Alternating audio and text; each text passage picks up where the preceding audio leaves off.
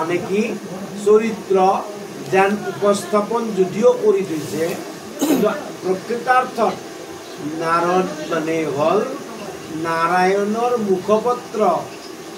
নাৰায়ণে এই নাৰদৰ দ্বাৰায়ে ত্ৰিভুৱনত 14 ভুৱনত তেওঁৰ যি লীলাবিলাক সম্পন্ন কৰে, স্বৰ্গ মৰ্ত্য পাতাল সমস্ততে তেওঁ কি কৰে, তেওঁৰ লীলাবিলাকৰ আগজাননী দি ফুৰে, কি হ'ব ইয়াৰ পিছত কি হ'ব। আৰু তেতিয়া নাৰদক যেতিয়া ক'লে এনেকে, হে ৰাম মহেশে সাক্ষাতে জিতো জ্ঞান ভক্তি কহিলন্ত সন্মুখ কৰাইলা নাৰায়ণ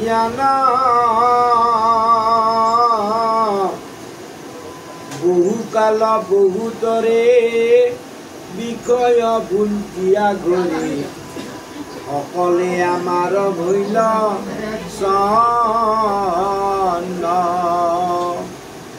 দশম প্ৰশ্নত আছে নাৰদক কৈছে যে হে গুৰুদেৱ, হে ঋষিবৰ, যি মহাদেৱে আমাক জ্ঞান ভক্তি দিলে আৰু আমাক নাৰায়ণ প্ৰাপ্তিত সহায় কৰিলে, নাৰায়ণ সন্মুখ কৰালে, জ্ঞান ভক্তি দি আমাৰ অজ্ঞানতা দূৰ কৰি যি মহাদেৱে আমাক নাৰায়ণক সন্মুখ কৰালে, তৎসত্ত্বেও আমি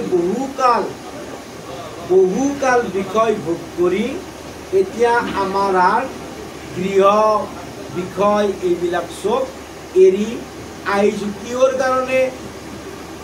সেহিত আধ্যাত্ম জ্ঞান কহিয়ক বিদ্যমান ফত ফত হৃদয়তা তোমাৰ প্ৰসাদে স্বামী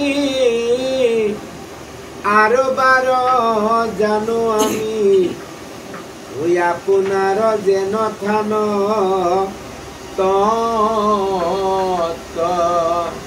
সনাতন ধৰ্মৰ ই যোনটো পথে নহওক, ধৰ্মটো এটা সনাতন ধৰ্ম, পথ ভিন্ন ভিন্ন। কোনোবাই শৈৱ হ'ব পাৰে, কোনোবাই শাক্ত হ'ব পাৰে, কোনোবাই বাৰুণ্য হ'ব পাৰে, কোনোবাই গানপত্য হ'ব পাৰে, কোনোবাই বৈষ্ণৱ হ'ব পাৰে, যিয়ে পথ নহওক, কিন্তু যেতিয়ালৈকে এজন একান্ত গুৰুৰ সংগ নলয় তেনেহ'লে ভক্তি মুক্তি প্ৰাপ্তি সম্ভৱ নহয়। আমাৰ যে আজি সমাজত এনেকুৱা নানান যি সমস্যাৰ সৃষ্টি হৈছে একমাত্ৰ গুৰুহীন কাৰণে। মই ক'লো যে মহাপুৰুষ শ্ৰীমন্ত শংকৰদেৱ হয় তেওঁ গুৰু, কাৰণ তেওঁ আমাক একশৰণ হৰিনাম ধৰ্ম আনি দিছে, কিন্তু তেওঁ লিখা যিখিনি শাস্ত্ৰ, সেই শাস্ত্ৰখিনি মোৰ দ্বাৰাই তাৰে জ্ঞান দি মোক আধ্যাত্মিক জ্ঞান দি মোৰ অজ্ঞানতা দূৰ কোনে কৰিব? শংকৰদেৱে লিখা শাস্ত্ৰখিনি মই বুজি নাপাওঁ, মোক তাৰ কাৰণে এজন পথ দৰ্শন কৰ্তা লাগিব, মোৰ অজ্ঞানতা দূৰ কৰা এজন লাগিব। যিজন গুৰুই জ্ঞান প্ৰদান কৰি মহাপুৰুষ শংকৰদেৱৰ দ্বাৰা ৰচিত ভাগৱত বা যিবিলাক শাস্ত্ৰ বা সনাতন ধৰ্মৰ যিবিলাক শাস্ত্ৰ, গীতা ভাগৱত, এইবিলাক বুজাই যিয়ে মোক আধ্যাত্মিক জ্ঞান দিব, আধ্যাত্মিক জ্ঞান দিলেহে মোৰ কি হ'ব? কল্যাণ হ'ব, মোৰ অজ্ঞানতা দূৰ হ'ব। সেই গুৰু এজন প্ৰয়োজন। সেইজন গুৰু যদি নাই তেনেহ'লে মাত্ৰ এটা উপায় থাকে, কি? নিৰন্তৰ হৰিনাম স্মৰণ। নিৰন্তৰ যদি মুক্তি লাগে, যদি শান্তি লাগে, যদি সুখ লাগে, তেনেহ'লে নিৰন্তৰ হৰিনাম স্মৰণ কৰিব লাগে।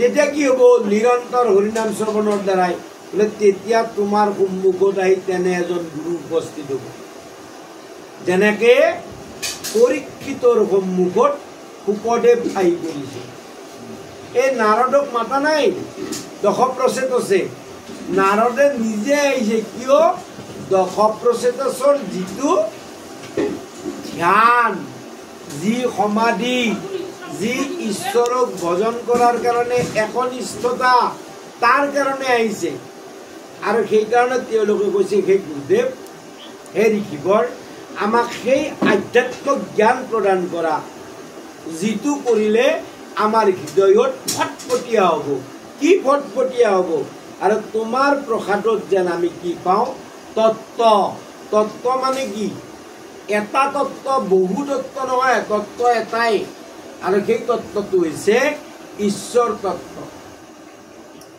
এনে জগতত মানুহে আমাৰ ভাৰতীয় সনাতন ধৰ্মৰ যিমান দৰ্শন শাস্ত্ৰ আছে এই দৰ্শন শাস্ত্ৰই তিনিটা তত্ত্বৰ কথা কয় জীৱ মায়া আৰু ঈশ্বৰ আৰু এই জীৱ মায়া আৰু ঈশ্বৰক লৈয়ে শংকৰ আদিগুৰু শংকৰাচাৰ্যই শাৰীৰিক ভাষ্য ৰামানুচাৰ্য বল্লভাচাৰ্য নিগমাচাৰ্য নিম্বকাচাৰ্য মাধৱাচাৰ্য সকলোৱে বেদান্ত দৰ্শনৰ একোখন একোখন ভাষ্য লিখিছে আৰু অৱশেষত চৈতন্যপন্থী যি মহাপ্ৰভু চৈতন্যই যিটো পথ দেখুৱাই গৈছে তেওঁলোকে অচিন্ত ভেদাভেদ দৰ্শন ৰচনা কৰিছে এতিয়া সকলোতে প্ৰাধান্য হ'ল গুৰুৰ মাত্ৰ আমি অসমত কওঁ যে আমাৰ মহাপুৰুষ শংকৰদেৱে গুৰু হৈ দামোদৰদেৱে গুৰু হৈ হৰিদেৱে গুৰু হৈ কৃষ্ণানন্দদেৱে গুৰু একদম সত্য কিন্তু তেওঁলোকে পথটো দেখুৱাই থৈ গৈছে ধুনীয়াকে কিন্তু তোমাক দেখুৱাৰ মোক দেখুৱাৰ কাৰণে এজন কিন্তু মহাপুৰুষ শংকৰদেৱে কি পথ কুশল কৰি থৈছে সেইটোক লগি নিয়াৰ কাৰণে মোক এজন লাগিব নহ'লে নহ'ব প্ৰত্যেক সনাতন ধৰ্মই গুৰুমুখী ধৰ্ম সেইকাৰণে মহাপুৰুষ শংকৰদেৱে নিজে কৈ গৈছে যে মনুষ্য জীৱনত তিনিজন গুৰু প্ৰথম গুৰু পিতৃ দ্বিতীয় গুৰু ব্ৰাহ্মণ ক্ষত্ৰিয় বৈশ্য যিয়ে উপনয়ন সংস্কাৰ কৰি দীক্ষা দিয়ে আৰু তৃতীয় গুৰুজন হ'ল ভক্তি জ্ঞানদাতা গুৰু এই ভক্তি জ্ঞানদাতা গুৰু অবিহনে কেতিয়াও জীৱৰ মুক্তিও নাই ভক্তিও নহয় বিন গুৰু চৰণে ভকতি ৰকতি মুকুতি কব শুনা হৈ মাধৱদেৱ মহাপুৰুষে গুৰু প্ৰতিমাত কৈছে বিন গুৰু চৰণে ভকতি মুক্তি আৰু বিৰকতি বৈৰাগ্য কেতিয়াও হ'ব নোৱাৰে সম্ভৱে নহয় সেইকাৰণে ইয়াতে নাৰদক কৈছে হে যিটো জ্ঞান পায়াই আমি অপ্ৰয়াসে তৰিব আধ্যাত্মিক জ্ঞান যেতিয়ালৈকে প্ৰাপ্তি নহয় তেতিয়ালৈকে জীৱই কৰিব নোৱাৰে আৰু সংসাৰৰ জন্ম মৃত্যু জৰা বলো কাতৰ বাণী সেৱকৰ পুত্ৰ জানি আমাক অনিষ্টৰা প্ৰভু তৰা গতিকে হে প্ৰভু আমি তোমাৰ সেৱকৰ পুত্ৰ গতিকে তুমি আমাক উদ্ধাৰ কৰা কেনেকে যে যি জ্ঞান পাই আমি এই সংসাৰ বন্ধনৰ পৰা তৰি যাব পাৰোঁ এই বুলি যেতিয়া ৰজাৰ পুত্ৰবিলাকে নাৰদক সুধিলে ভক্তি জ্ঞান তেওঁলোকে কি কৰিলে হৰিত চিত্ত নিবিৰ কৰিলে এইটো এটা দ্বিতীয় আমি হাজাৰ হাজাৰ লাখ লাখ শৰণ দিছোঁ কিন্তু শৰণ কোনেও লোৱা নাই দিয়াটো হৈ প্ৰত্যেকটো পন্থয়ে ই সত্ৰই হওক বা যিকোনোৱে হওক শৰণ দিয়াটো হৈ কোনে দিছে সত্ৰাধিকাৰী শৰণাচাৰ্যই শৰণ দিছে, কিন্তু যাক দিছে তেওঁ শৰণ লোৱা নাই, আৰু তাৰে কাৰণে আজি সমাজত ইমান হাহাকাৰ। আৰু তেওঁ সেইজনক শৰণাচাৰ্যজনক গুৰুও মানা নাই কোনোপধ্যে, আৰু তেওঁৰ পৰা কোনো আধ্যাত্মিক জ্ঞান জানাৰ কাৰণেও ইচ্ছুক নহয়, জানাৰ কাৰণেও ইচ্ছুক নহয়। গতিকে সেই অকল জীৱৰ কল্যাণ কেনেকৈ হ'ব? সম্ভৱে নহয়। গতিকে লাখ লাখ লাখ লাখ শৰণ দিয়া বুলি ক'লেও, শৰণ বুলি ক'লেও, শৰণা বুলি ক'লেও কিন্তু ভক্তি মুক্তি বিৰক্তি নহয়। নোহোৱাৰ কাৰণ কি? শৰণ দিয়া হৈছে কিন্তু তেওঁলোকে শৰণ লোৱা নাই। এনে এনে মানে ভকত, যাক আমি মহাভকত হেন পাওঁ, তেওঁ আন ধৰ্মক কি কৰি আছে? নিন্দা কৰি আছে। যাক সন্ত মহন্ত হেন পায়, তেওঁ কৰি আছে কি? আন ধৰ্মক নিন্দা কৰি আছে। যদি আন ধৰ্মক নিন্দা কৰি আছে, তেওঁৰ কেতিয়াও অজ্ঞানতা আছে, আৰু তেওঁৰ যদি অজ্ঞানতা আছে, তেওঁৰ সংগত অহা মানুহখিনি কেনেকৈ জ্ঞান পাব? কেনেকৈ তৰি যাব? কেনেকৈ তৰি? আজি মোক এখন সত্ৰৰ সত্ৰাধিকাৰ পাতিল বা কিবা অধিকাৰ পাতিল, যিয়ে অধিকাৰ হওক পাতিল, কিন্তু মোৰে অজ্ঞানতা আছে, মই আনৰ ধৰ্মক নিন্দা কৰি আছো, তেনেহ'লে মোৰ সান্নিধ্যত অহা মানুহখিনি কেনেকৈ ধৰিব? মই নিজে লেতেৰা হৈ আছো। মই যদি নিজে লেতেৰা হৈছো, মই আনক কেনেকৈ চাফ কৰিম? নাৰদে কৈছে, শুনা পুত্ৰসকল, কেনেকৈ স্থিৰ কৰি চকবতকে নহয়, উৰং পুৰং মন কৰি নহয়, সাৱধান, মই যি কৈছো সাৱধান। এতিয়া আমাৰ সমাজত চিন্তা কৰক, গুৰুই যি কয় নামানেয়ে, বা গুৰু বুলি নামানেয়ে, গতিকে সেইজনৰ কেনেকৈ কল্যাণ হ'ব পাৰে? শৰণ লোৱাৰ দিনাৰ পিছত গুৰু বা শৰণাচাৰ্যৰ লগত তাৰ সম্বন্ধই নাই, সম্বন্ধই নাই। গতিকে কেনেকৈ তৰি যাব? আৰু এই সংসাৰখন বা ভাল হ'ব কেনেকৈ? স্কুলত নাম লিখি যদি স্কুলতে নাযায়, তেনেহ'লে সেইটো ছাত্ৰক কোনে উদ্ধাৰ কৰিব? সেইকাৰণে কৈছে, শুনা ৰাজ পুত্ৰগণ,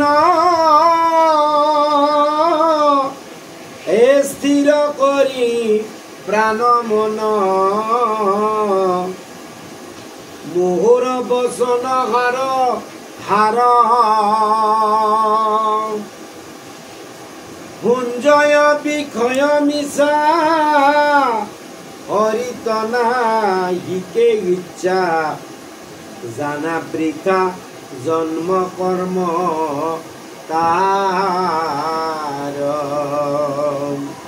হে ৰজাৰ পুত্ৰসকল, মোৰ কথা কেনে সাৰৰ দান।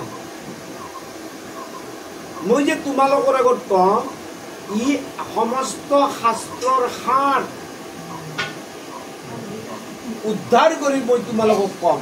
গতিকে সাৱধান কৰি শুনা। আৰু কি হ'ব বোলে? এই সাৰ কথা কি জানা? ভুঞ্জয় বিষয় মিছা, যাৰ বিষয়ত মনটো আসক্ত হৈ আছে, হৰিত নাহিকে ইচ্ছা, সি হৰিক নভজে, বুজিবও নোৱাৰে, কাৰণ তাৰ যিহেতু বিষয়ৰ প্ৰতি মনটো একেবাৰে আসক্ত হৈ আছে, সদায় বিষয়তে ৰতি হৈ আছে, সেইজনে কেনেকৈ হৰিক বুজিব? সম্ভৱে নহয়। আৰু কি কৈছে? জানা বৃথা জন্ম কৰ্ম তাৰ, সেইজনৰ জন্ম কৰ্ম সমস্ত বৃথা। সি যি কৰ্ম কৰিছে ই বন্ধনৰ কাৰক, আৰু জন্ম জন্মান্তৰে সি এই বন্ধনত পৰি থাকিব।